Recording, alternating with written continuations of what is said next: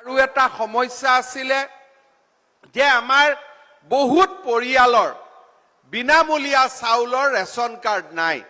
আগত বহুত পৰিয়ালে ৰেচন কাৰ্ড পালে, কিন্তু আমি যেতিয়া গাঁৱত যাওঁ, সমষ্টিত যাওঁ, আমাক মানুহে কয় যে আমাৰ হাতত 3 টকীয়া চাউল, আজিকালি বিনামূলীয়া চাউল আমি পোৱা নাই, কাৰণ বিনামূলীয়া চাউল পাবৰ কাৰণে আমাক ৰেচন কাৰ্ড লাগে।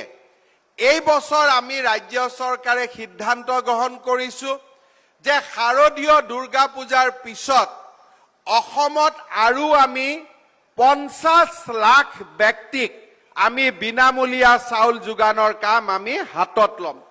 তাৰমানে যদি 50 লাখ ব্যক্তি হয় আৰু এটা পৰিয়ালত যদি 5 জন বা 6টা পৰিয়ালো থাকে, তেতিয়াহ'লে আমি অসমত নতুনকৈ 10 লাখ পৰিয়ালক আমি বিনামূলীয়া ৰেচন কাৰ্ড আমি দিব পাৰিম। অৰ্থাৎ অহা পূজাৰ পিছত 8 লাখ অৰুণোদয়, 10 লাখ বিনামূলীয়া চাউল, অৰ্থাৎ 18 লাখ পৰিয়ালক আমি সহায় কৰাৰ কামত আমি আগবাঢ়িম। তৃতীয় পৰ্যায়ত আমি আৰু এটা ডাঙৰ আঁচনি হাতত লৈছো, সেইটো হ'ল যে আমাৰ যিমান পৰিয়ালৰ হাতত ৰেচন কাৰ্ড আছে, তেওঁলোকক আমি এখন কাৰ্ড দিব খুজিছো, যিখন কাৰ্ডেদি হস্পিটালতে হওক, নাৰ্ছিং হোমতে হওক 5 লাখ টকালৈকে প্ৰত্যেক বছৰে আপোনালোকে বিনামূলীয়া চিকিৎসা ল'ব পাৰিব। অৰ্থাৎ অৰুণোদয় পাব 8 লাখ পৰিয়ালে, ৰেচন কাৰ্ড পাব 10 লাখ পৰিয়ালে, আৰু সৰ্বমুঠ 52 লাখ পৰিয়ালক আমি এখন কাৰ্ড দিম, যিখন কাৰ্ডৰ সহায় লৈ আপোনালোকে গভৰ্ণমেণ্ট হস্পিটাল হওক, অসমৰ ভিতৰত হওক, অসমৰ বাহিৰত হওক, য'তে আপোনালোকে ট্ৰিটমেণ্ট কৰে 5 লাখ টকালৈকে আমাৰ মেডিকেল আমি বিনামূলীয়াকৈ কৰিব পাৰিম। এই ধৰণে আমি অসমৰ প্ৰতিগৰাকী দুখীয়া পৰিয়ালৰ ওচৰত আমি যাবৰ বাবে সিদ্ধান্ত লৈছো। ইয়াৰ লগে লগে 10 লাখ পৰিয়ালক প্ৰধানমন্ত্ৰী আৱাস যোজনা নিৰ্মাণৰ কাম চলি আছে।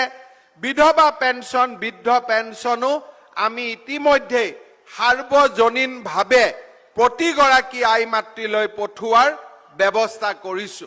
এই গোটেই আঁচনিবিলাকৰ লগত আজিৰ পৰা নতুনকৈ যে 18ৰ পৰা 45 বছৰৰ ভিতৰত বিধৱা হলে 25,000কৈ টকা পোৱাৰো আৰু এখন নতুন আঁচনি আমাৰ এই আঁচনিবিলাকৰ ভিতৰত জমা হ'ল বুলি আজিৰ পৰা আমি গৌৰৱেৰে ক'ব পাৰো।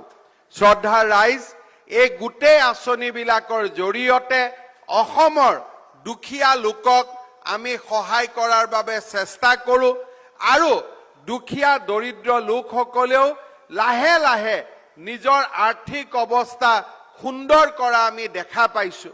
আপোনালোকে দেখা পাইছে, যোৱা কিছুদিন আগতে আমাৰ প্ৰায় 26,000 ল'ৰা ছোৱালীক আমি চৰকাৰী চাকৰি দিছিলো। কোনেও ক'তো এটকা নোলোৱাকৈ কিমান দুখীয়া ল'ৰাই চৰকাৰী চাকৰি পাইছিলে। যোৱা 3 দিন আগতে আমি আকৌ পৰীক্ষাৰ ৰিজাল্ট দিছিলো। অহা 23 তাৰিখে আকৌ আমি 10,000 ল'ৰা ছোৱালীক আমি একেবাৰে কোনেও টকা পইচা খাব নোৱাৰাকৈ আমি বিনামূলীয়া চাকৰি দিয়াৰ ব্যৱস্থা কৰিছো। এনেকে চাওঁতে অহা 6 মাহ 7 মাহৰ ভিতৰত আমি টোটেল 1 লাখ পৰিয়ালক আমি চৰকাৰী চাকৰি দিয়াৰ আমি ব্যৱস্থা কৰিম।